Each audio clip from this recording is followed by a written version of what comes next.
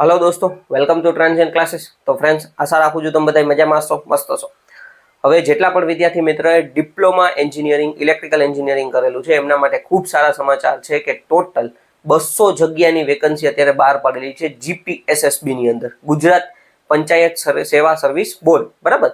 હવે એની અંદર અધિક મદદનીશ ઇજનેર, બરાબર, વિદ્યુત માટે અત્યારે વેકન્સી બહાર પડેલી છે।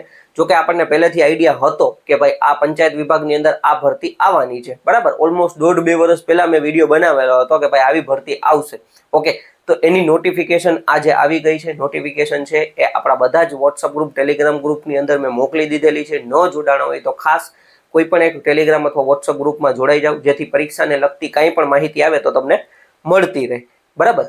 એટલે ડિપ્લોમા ઇલેક્ટ્રિકલ એન્જિનિયરિંગ કરેલું હોવું જોઈએ 3 વર્ષનું કમ્પ્લીટ, તો એ વિદ્યાર્થી મિત્ર આની અંદર ફોર્મ ભરી શકે છે। જેને બીઈ કરેલું હોય, એમાં લખેલું છે કે બીઈ કરેલા હોય તો એ લોકો આની અંદર ફોર્મ નહીં ભરી શકે।